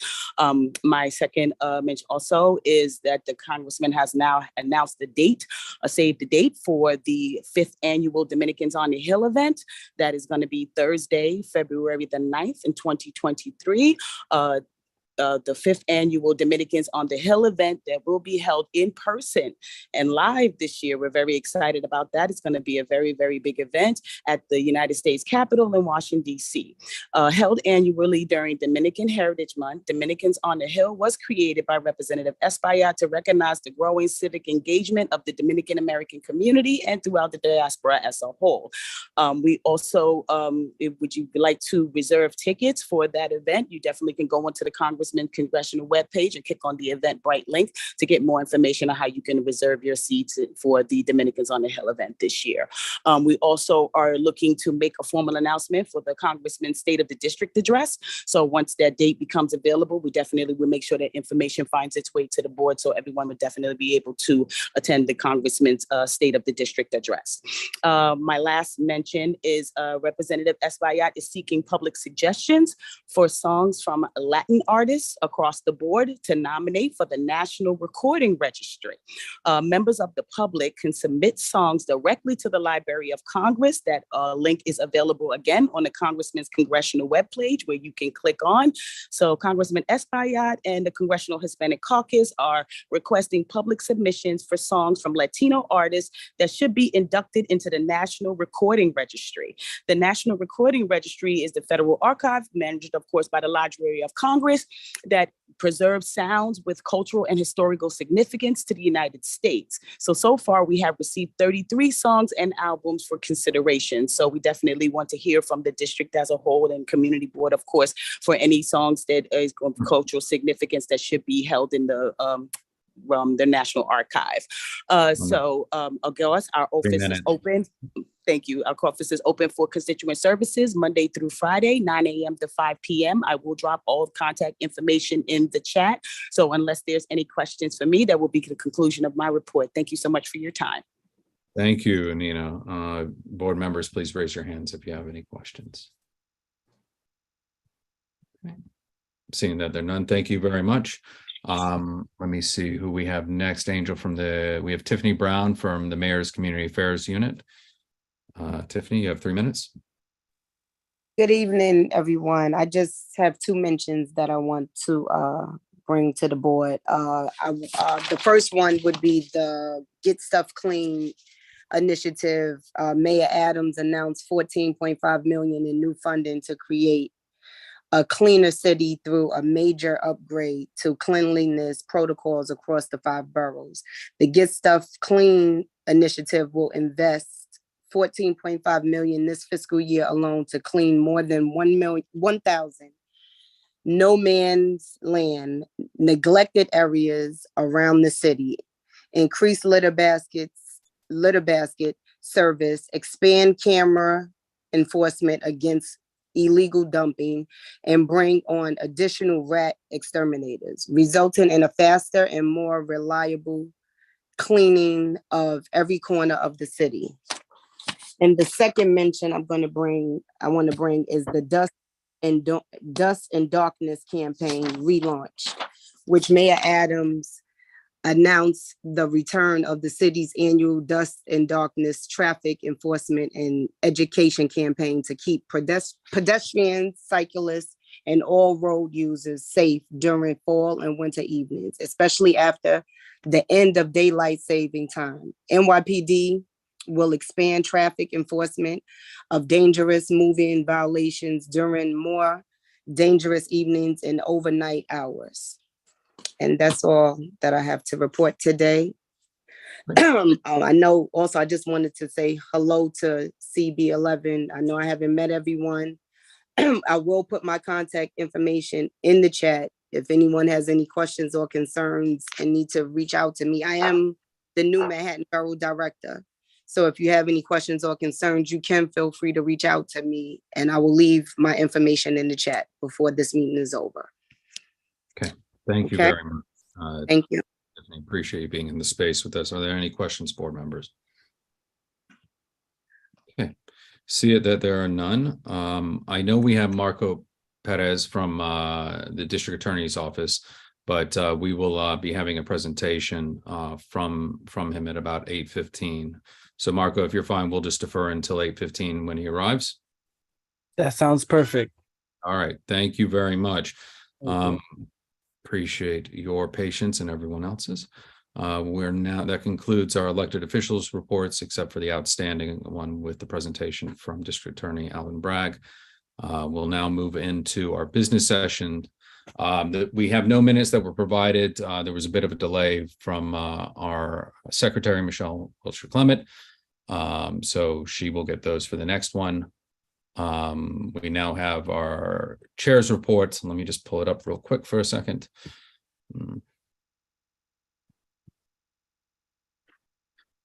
Okay, bear with me. Try to keep it very brief so we can keep things moving along. I just want to say thank you. I am to all of you. I cannot express my gratitude because I'm seeing so many of you out there in the community actually doing the work. I'm very, very pleased. I want to give a little special shout out, and this is in my report, Giselle Malave, for hosting a Thanksgiving meal with a lot of other community partners. Thank you to John Green, Stephanie Arroyo, Michelle Wiltshire Clement, Rosa Diaz, and other members who came out and served at the Thanksgiving event, bringing people right off the bus, the street. That's how we make things happen in this community. I really appreciate that. Attended the CEC 4 and 5 legislative breakfasts. It was really great to get connected and learn a little bit more about what the needs are for our districts here.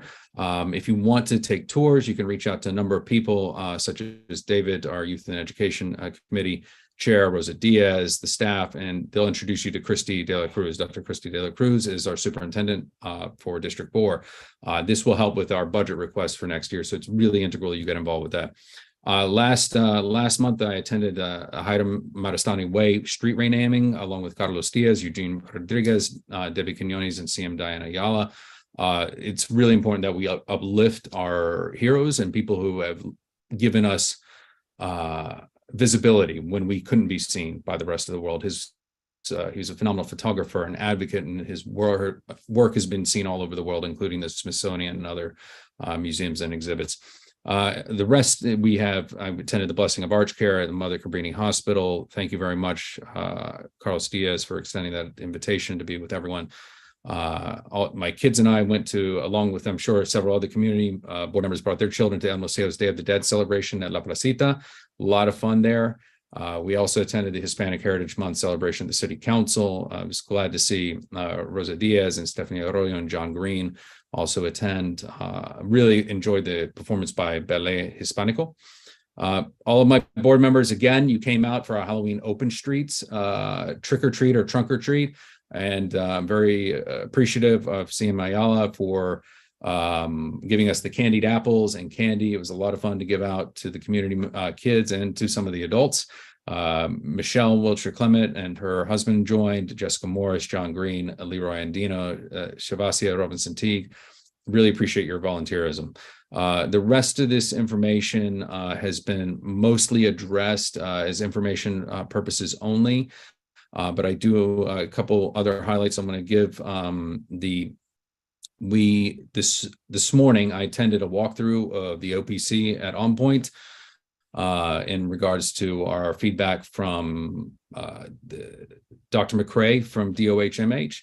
And it was definitely a very interesting experience being in the space again, seeing it at full capacity, and also the impact and the overflow that's happening on the street. So I'm looking forward to our Human Services Committee to continue following up with that and the other accountability measures that we hope to see put in place.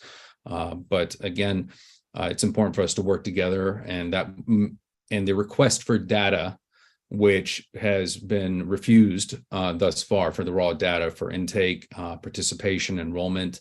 They still didn't have that information available, and it's come up on 1 year. So I think it's very important we pay attention to that. Pleasant Avenue is another area I'd ask for those that live in that area. They are having break-ins and a lot of issues with crime.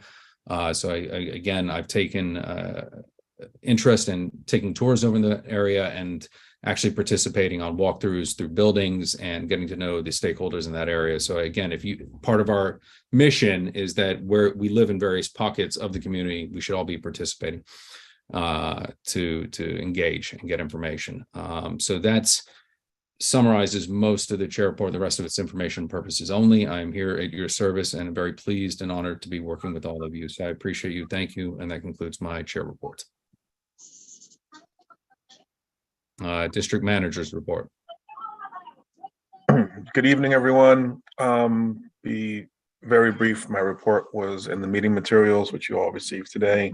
So 3 points. One, the mayor has further extended the emergency order, the COVID-19 emergency declaration for another 30 days, meaning we're able, public bodies such as us can continue to meet remotely through December 20th, which will include our next scheduled full board meeting. Whomever else is. Leroy, please mute yourself. Please mute. Thank you. On November 21st, Khalid and I attended the virtual meeting of the New York State Cannabis Control Board.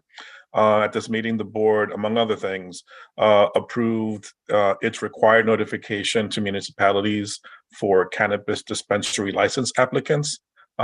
We have not received any such notifications as of yet, despite what was mentioned earlier, and thank you, Pilar, for bringing it up, that some of the dispensary licenses have been approved thus far. I think it's 30 some odd, none in our district as of yet.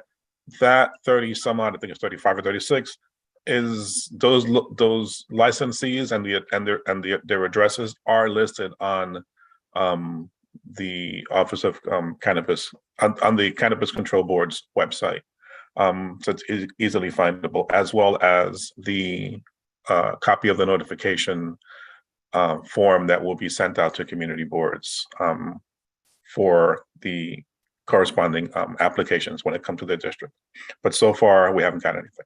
And then lastly, just letting you know that the board office will be closed on December 26th in observation of Christmas, and on January 2nd in observation of New Year's Day. Okay, thank you. And I don't see any hands for questions. Do we have any officers' reports? Jessica, do you have a vice chair report? I do not. Thank you, though, Chair. Thank you. Do we have Jason Villanueva? Do you have a treasurer's report at this time? No report. Just happy Thanksgiving, everybody. Okay. Thank you. Beverly Pavone, you had a question? Yes, Angel, I know you was talking about books that was being given out at the office. Do you still have those books that you said was collecting dust? Because I was trying to come by there to pick one up, and probably you could try to do one tomorrow. Yes. Okay, thank you. You're welcome. Okay. Hi, Dr. Sharon Gonzalez. I thank you for being here. I think it's the first time you've attended one of our meetings. Typically in the business session, we're in the business session right now. So when we open back up to the presentation from the DA, we can entertain questions. If you had a question about our process, I hope that answered it. But yeah, during the business session, it's the board conducting business. But thank you.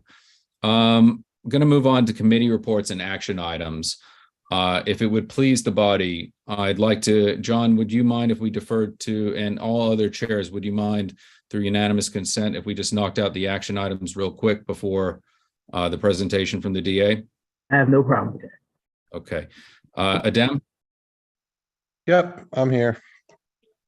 All right, good evening, everybody. I'm going to be quick with this. These were the action items for the License and Permits Committee for this month. Number one was Moncole Eatery. It was an alteration and class change application for a full liquor license for a restaurant at 1590 Lexington Avenue. The committee recommended that that application be approved. Number two was El Paso Cafe Corp. New application for a full liquor license for a restaurant at 123 East 110th Street. The committee recommended that that application be approved. Number four was Spa High Lounge Inc. renewal application for a full liquor license for a restaurant at 1634 Lexington Avenue. The committee recommended that that application be approved. Number four was Taqueria Guadalupe Corp. renewal application for a wine, beer, and cider license for a restaurant located at 1743 Lexington Avenue. That application, I believe, was approved. My screen's cutting off there. Next slide, please.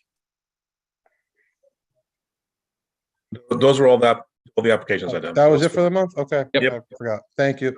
Those were the only four. So I'm going to bundle items 1, 2, 3, and 4, which is a license 1335791, and then the new full liquor license at El Paso Cafe Corp. At 123 East 110th Street. Number 3, Spaha Lounge, full liquor license, number 1207067. And number 4 is number 1280808. Is there a motion, Jason? Motion to support the committee's recommendation, Chair. Okay, is there a second? Eugene, Second, please call the roll. Oh, De Altamirano, Yes. Leroy Adino, Yes. Stephanie Arroyo, Yes. April Autry, Yes. Adim Briha, Yes. Jahid Chaudhry. Diane Collier is excused. Devon Cronshaw, Yes. Kenneth Crouch, Yes. Carlos Diaz,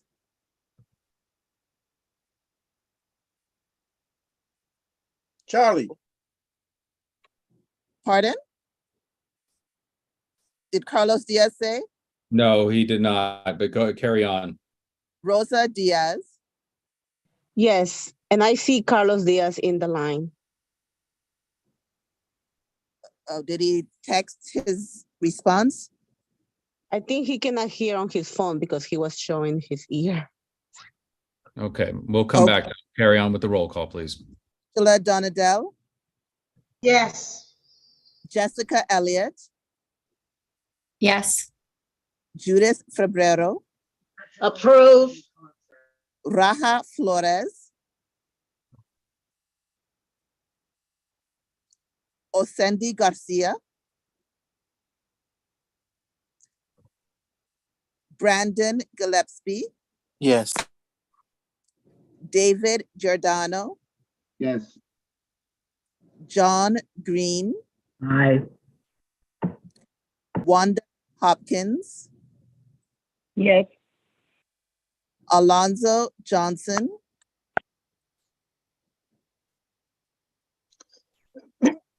Jewel Jones, Yes. Marissa Mack, Yes. Hello, Carlos. pardon? I said yes, and Carlos also responded. Oh, okay. Thank you. Giselle Malave, Yes. Malik McCullough, Yes. Jennifer Mayer, Yes. Jessica Morris, Nilsa Orama, Yes. Beverly Pabon, Yes. Arturo Perez is excused, Claudia Perez, Yes. Roberto Perez, Javasia Robinson Teg, Natasia Rodriguez is excused, Eugene Rodriguez, yes. Dawn Sanders, Yes. Xavier Santiago, Yes. Isaac Scott, Yes. Russell Schuler, Vincent Torres, Anne-Marie Vasquez, Jason Villanueva. Present, Anne Marie present. You're voting on Vote. something. Oh, I'm sorry. Yes. Okay. Jason Villanueva, Yeah. Hilda Vives Vasquez. Yeah, Candy says yes. Okay. Okay. Michelle, me, yes. Wiltshire Clement. Jordan Wright. And Jason Wu. Yes. Thank you. Great. The motion carries. Wonderful. Thank you very much, everyone. I'm going to, before we have the DA join us, Marissa, I'm going to have you bring your action item and explain it so we can then entertain a motion and then vote on it. And then we can circle back to the remainder of your report. And then we'll go to the top of the list, starting with housing and work our way back down. Okay. Okay. Sure. Hi. Totally wasn't prepared. I'm usually at the end of the meeting, but that's fine. So in terms of our meeting this month, we had one action item, which was wonderful East Harlem. Hello? I'm sorry. Was I muted that whole time? No, you weren't. No, Carol. that's Carlos. my fault. Yes, please go ahead. Okay. So we have one action item for our meeting, which was the East Holiday Tree Lighting Committee, which presented on obviously our tree lighting that takes place every single year on 106th Street. And as a part of the board, we always support this initiative, which gives, a wonderful holiday presence to our neighborhood and allows for us to gather around this beautiful tree. The tree does not go up on its own and does not just magically appear. It is a collaboration of funds from different areas of the community and the board usually supporting as one of those supporters of this initiative. So this year, the tree lighting committee has requested $1,000 for the cost of again, putting together this tree, and we are one of many sponsors. The cost was, I believe, a little bit lower last year, but because of inflation, and the cost of everything at this time, $1,000 is the request. We did pass this motion at the meeting to support the tree lighting, and so we are now here before the board seeking support as well. Okay, thank you very much, Marissa. And Jason, you had a question regarding the motion? I'm ready to make a motion, Chair. You may. Motion to support the committee's recommendation. Is I there seconded Carlos. Second, Candy. Okay. I have my hand raised. Happy You did that have your everyone hand wants to raised. support, so that's a good thing. Absolutely wonderful. We'll note it in the minutes. Call the roll, please. I too Candy. had raised. Jose Altamirano, Support. Leroy Edino, Super yes. Stephanie Arroyo, Yeah. April Autry, Yes. Adim Briha,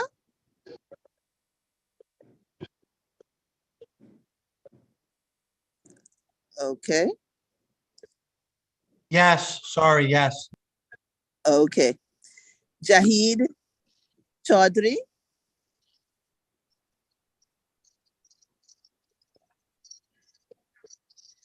Diane Colliers is excused. Devon Cronshaw, Yes.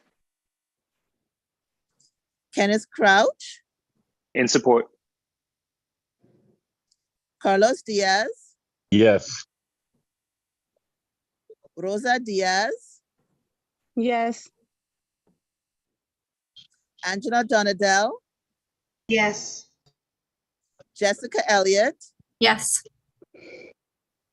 Judith Febrero, Yes. Raja Flores, Osendi Garcia,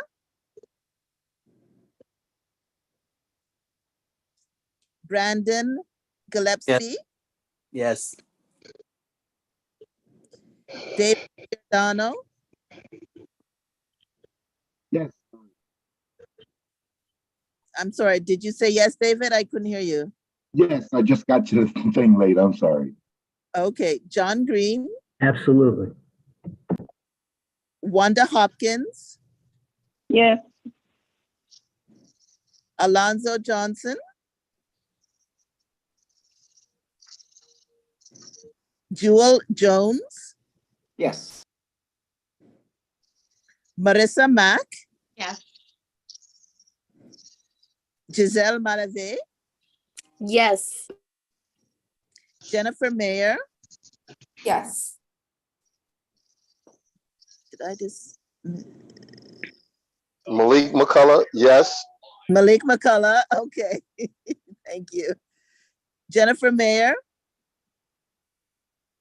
Yes. Jessica Morris,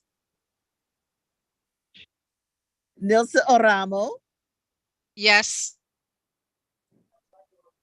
Arturo Perez. Wait, did I miss one? Okay, Beverly Pabon.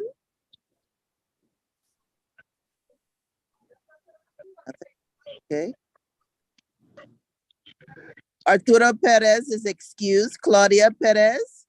Yes. Okay, Roberta Perez.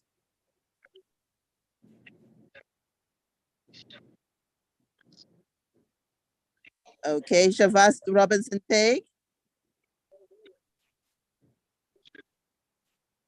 Natasha Rodriguez. She's excused. Oh, Yep, let's move.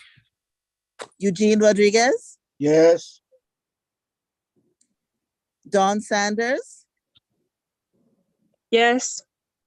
Xavier Santiago. Yes. Russell Schuler.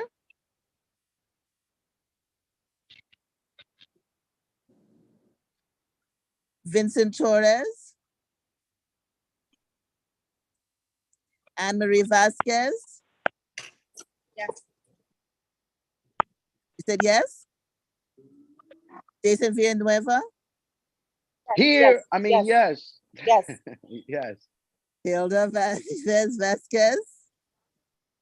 Candy says yes. Michelle Wilshire Clement, I say yes. Jordan Wright.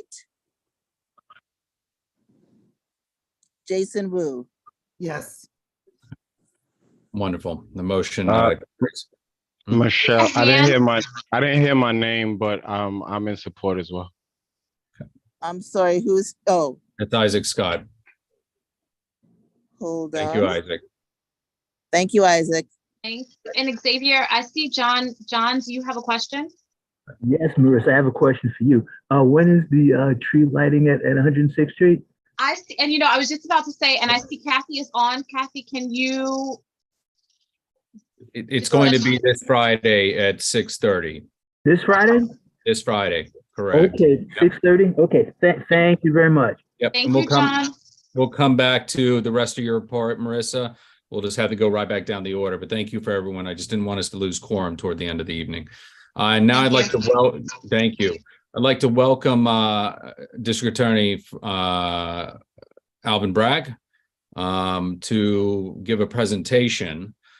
He's got about 10 minutes of a report back to us, and we're going to entertain some questions. He's got time for Q&A, and we're going to go, just so everyone understands, set expectations.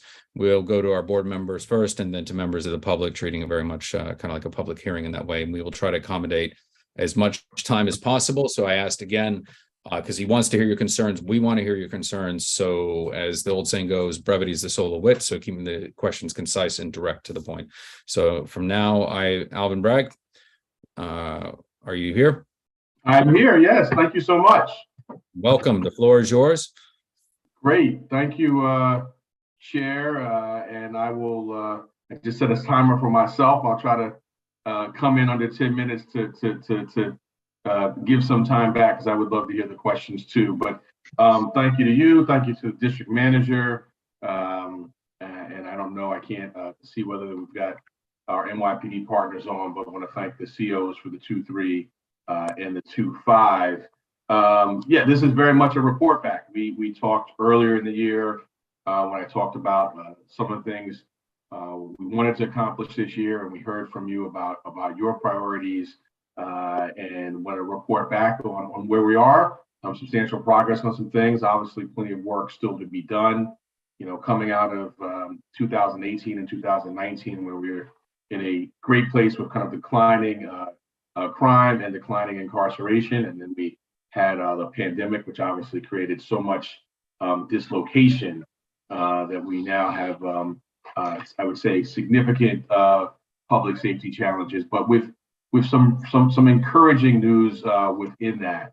And so wanted to talk about first about guns, and then about some of our special victims work, and then about hate crimes and housing, and then our conviction review unit. And I start with guns because it is, I think, I've been in Manhattan just about 50 years now. And I think throughout that time, it's been the most significant public safety issue. And I would say particularly, and I join you as an upper Manhattanite in our communities. The 2021 data showed that 97% of shooting victims in New York City were Black or Hispanic. And so really particularly hitting the higher part of the more northern part of the island more so than others. But that's why I'm really kind of happy with the news there, which is that shootings are down 19% in Manhattan, which is outdoing the citywide decline, and borough-wide homicides are down 26%, which is compared to an 11% decline citywide. And it's even more so in East Harlem in particular. In the 2-3 and the 2-5 precincts combined, homicides are down 48% and shootings are down 15%. Don't say that to suggest that the work is over, but do want to say that we're seeing very encouraging trends. And it's because of a mix of, I would say, enforcement today of those who are doing harm, and investment today to yield fruits for tomorrow.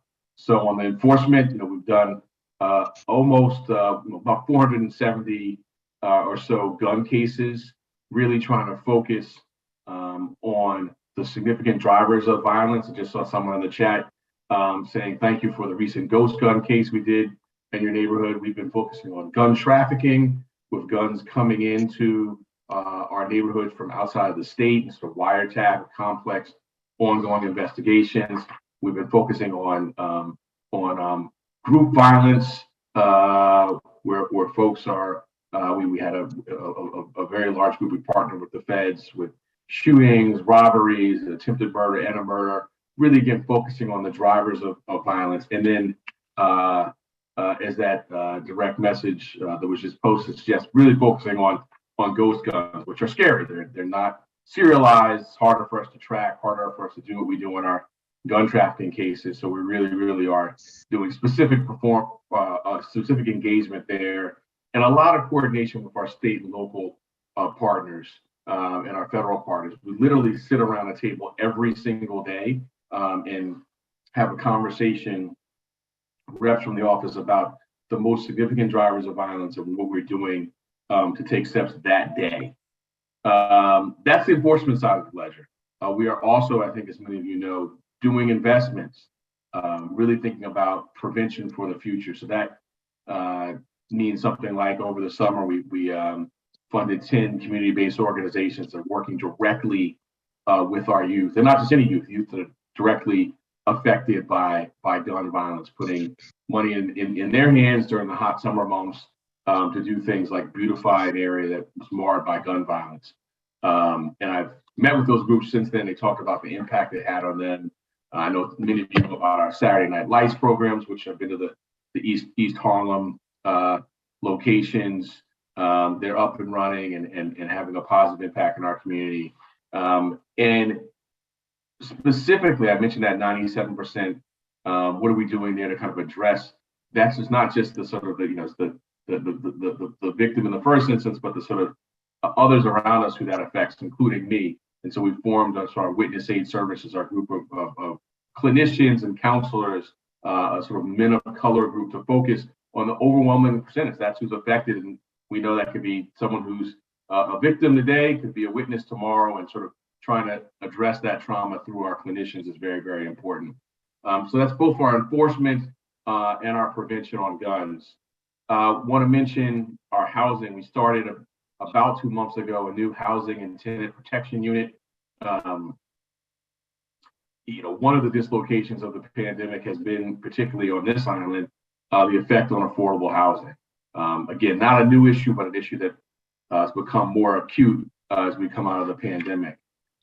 And so we wanted to, use the power of the law, really fight on behalf of those folks who are being, targeted and in some senses really affected by our affordable housing crisis. So we created the unit to address, systemic harassment of landlords by tenants. Things like, an entire building that's, in need of lead abatement, and that's not happening, and that's creating a dangerous issue, particularly for our youth. Or as I said, we have some who are directly harassing tenants, trying to get them out of home so they can turn them into a more expensive housing. We had our first case about a month and a half ago in this area, prosecuting. We brought charges against 6 developers who were getting your hard-earned tax money from the 421A tax program. In exchange for that, they were supposed to be providing affordable housing, but they were not doing that. They were instead providing above market rate housing, we allege. And that case is proceeding. So that's the kind of work we're going to be focusing on. Again, thinking about our broader community and stability and how we could be a part of solutions. I want to talk about our special victims division. I'm trying to kind of move a little quickly through this, and I'm trying to cover a lot of ground because I do want to leave time for questions. But we've completely kind of restructured our special victims, really, again, trying to put the sort of our clinician counselors at the center so we can address the trauma, not just, kind of prevail in the cases and hold people accountable, but also really provide real direct, kind of services and help for those who are the victims and survivors. We had a case this summer with a doctor who was a pain doctor who was using really his prescription pad as a weapon and was using it to addict his victims who were his patients, and then he was sexually assaulting them. We took that case to trial, prevailed, and those are the kind of cases, particularly kind of the power imbalance, that our sex crimes unit is doing. I see that my time is going down. I'll just mention that we're also doing a lot in the hate crime space, trying to meet the moment. Hate crimes have really gone up during the pandemic. We've expanded our unit, got additional kind of $1.7 million in funding to do more outreach, to have more investigative strength. And sadly, we're seeing this, and we've seen it, just recently. My office is handling the 2 who were arrested in Penn Station a couple of weeks ago. One was alleged to have said he was on his way to shoot up a synagogue. That kind. Unfortunately, we're seeing an uptick in hate crime cases, but we're staffing to meet the moment. And the last thing I want to sort of say is that we're also looking at the sort of the day-to-day issues, whether that's kind of the shoplifting and some of the disorder, and again using sort of a blended approach of enforcement tools, but also sort of investing in people and communities tools. We had in Central Harlem a kind of a hub where we had us, the police department, Department of Homeless Services, Department of Buildings, because a lot of things were happening with scaffolding, all operating together and really, really made a productive impact. We're looking to do that and take that pilot elsewhere in the city. We'd love to talk to you and other leaders in your neighborhood about bringing that on. But we're also expanding our capacity in mental health. We created an entire division that's centered around kind of doing interventions earlier in cases and connecting those who are acting out of a mental health illness or substance use disorder, connecting them and trying to end the cycle of someone who goes, to Rikers for a month and then comes back and does the exact same thing because the underlying issue wasn't addressed. And at the same time, building complex cases